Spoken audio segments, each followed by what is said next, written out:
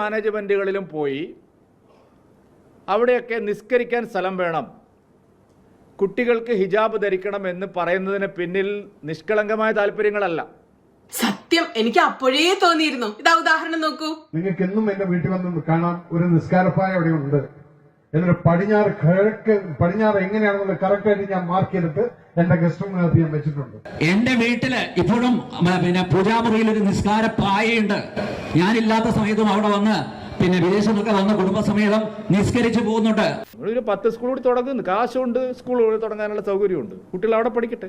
സിമ്പിളല്ലേ logic? അവരവിടെ പഠിക്കട്ടെ, ആർക്കാ പ്രശ്നം? മുല്ലാക്കന്മാർ 5-6 സ്കൂളിൽ തുടങ്ങട്ടെ, എന്നിട്ട് മുല്ലാക്കന്മാരെ മക്കൾ അതുപോലെ പോട്ടെ. കണ്ടോ അസൂയ കണ്ടോ? ഉണ്ട് ഇഷ്ടംപോലെ പൈസ ഉണ്ട്. പലരും അറബ് രാജ്യങ്ങളിലൊക്കെ പോയി ചോര നീരാക്കി പണിത് ഇഷ്ടം പോലെ പൈസ ഉണ്ടാക്കിയിട്ടുണ്ട്.